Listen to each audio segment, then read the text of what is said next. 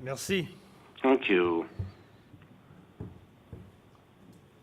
When I started thinking about this, I went off madly in a series of directions.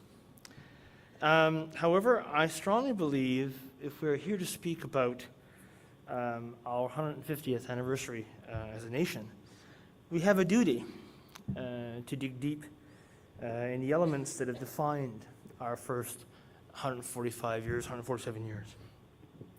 For many, Canada is defined by the beginning of our history as a nation. We found a common denominator, enabled Upper and Lower Canada to unite. We opened the West and built a railroad. We fought a world war as a young nation. Could go on from there for days and days and days. That being said, and don't get me wrong, those events enabled the creation of the country, nurtured our adolescence, and have to be understood and celebrated within the context of the time. La conclusion The conclusion entre les interprétations a cappella de la Marseillaise of the a cappella interpretations of La Marseillaise and God Save the Queen at the various constitutional meetings, and the two solitudes who have created our state and managed to set it on foot. Despite the major events, I don't think that the elements that define us as a country come from these first beginnings. To have had the ability to travel to distant lands. One can only really have an understanding of the country when we see it through the eyes of others. From these travels have stemmed many hours of conversation with people who believe more than most Canadians. I do sincerely believe in what is a Canadian ideal. They speak passionately about our peacekeeping, our multiculturalism, our bilingualism, and our tolerance. Little do they know that those historic characteristics are coming under serious attack and are in a serious state of flux. Armies aren't created to keep peace. Some would say that an unused army is a useless army. Whilst that must be the basis of any defense doctrine, armies can represent much more. I believe strongly that the armed forces must be challenged to be the best. Soldiers and diplomats are the tools that states have at their disposal in good times and in bad. There is not a better example of these ideals than peacekeeping. Peacekeeping is a Canadian institution and has come under much distress in the last few years. This is not only sad for Canada's reputation as an honest broker in the world, it is proof of a fundamental change in the definition of our foreign policy. What makes us different and celebrated in the past has now rendered us more of the same. The Upper and Lower Canada enabled two long-time European foes to call a truce in North America. 101 years later, the federal government created official bilingualism. Cereal boxes were never the same. C'est un plaisir d'être capable de parler en anglais. It's a pleasure to be able to speak both French and English without having to worry about not being understood. I'm an Acadian from Newfoundland. We have French speakers, and we can fill out our income tax in French. And sometimes we are asked to take away our seatbelt in French. Things would be simple. Whilst great strides have been made, the institution is under attack. Officers of Parliament can be appointed without any working knowledge of the other language. Government departments issue official press releases in one language while the translation is pending. We are a country of immigrants. That is an old and tired statement. Since the Second World War, most Western countries are characterized more and more by immigration. So what? The fact that a Canadian can chow down on a chicken ball fried up by a white high school dropout, and feel that doing so makes him more tolerant is, in my opinion, a factor more of hunger than of sincere willingness to connect. That, by the way, is no different than someone in Bordeaux going out to have his weekly couscous fix.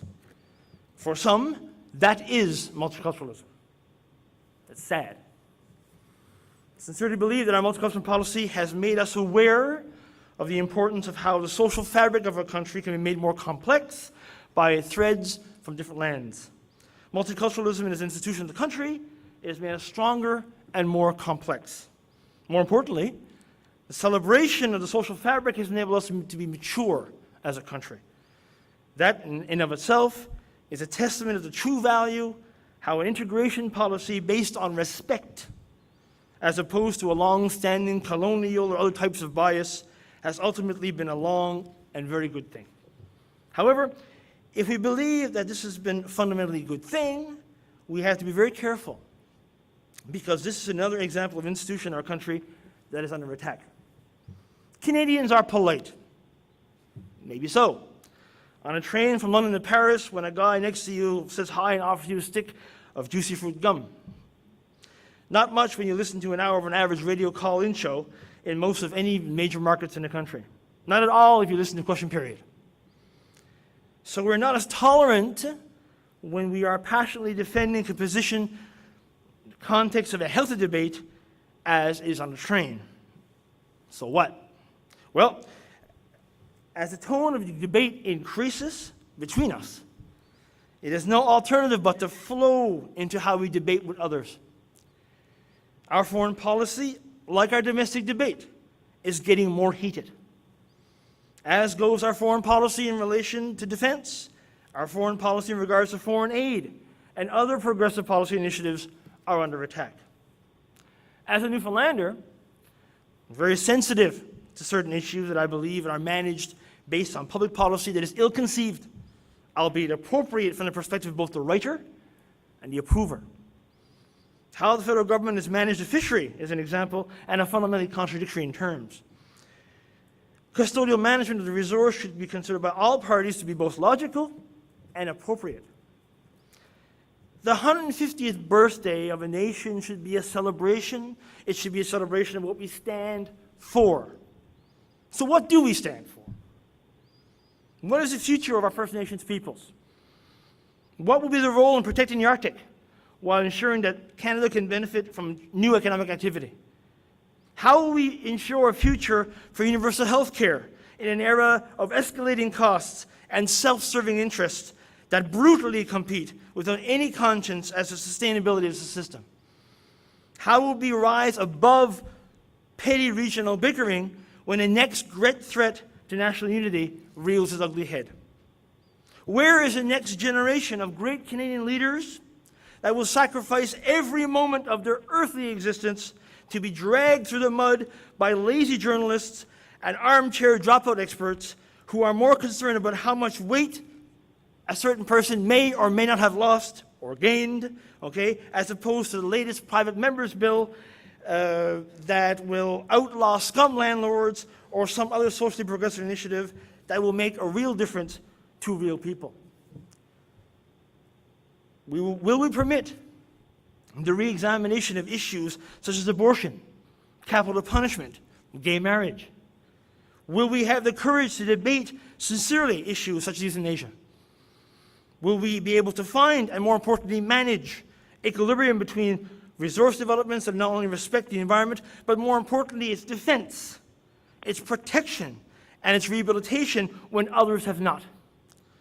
Un pays, c'est un tout.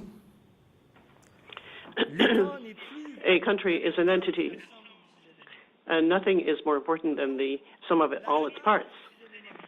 But this is characterized by the possibility of being able to direct, to manage.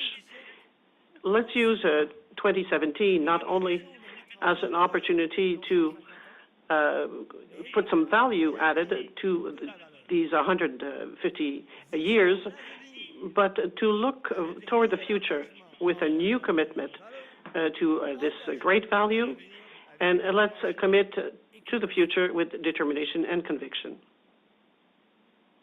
We won't have a second chance to do the best we can. So let's embrace the opportunity we have, take what defines us best in the eyes of others, and let's build on those ideals for us, for our children, and future generations. Incidentally, I think the new generation of great leaders, a lot of them are here today. And I thank you. Merci, Ali. Vous avez touché à beaucoup de différents sujets I dans think votre discours, mais you j'aimerais addressed a lot of revenir different à topics, la question but I'd like to come back to the language issue. What importance do you think we should give to our bilingual duality in Canada for these celebrations? If we use this linguistic duality as an institution, I think we have to, first of all, review the whole issue as to the value that we can give it. I think we have to look at the state of bilingualism and commit to doing something more even. That's what we should be doing after 150 years. And we have to ask questions about the fundamentals, and we have to build upon it, because there are many institutions that are under attack. I'm not so sure that we can do something about it, but as a political observer, I'm fearful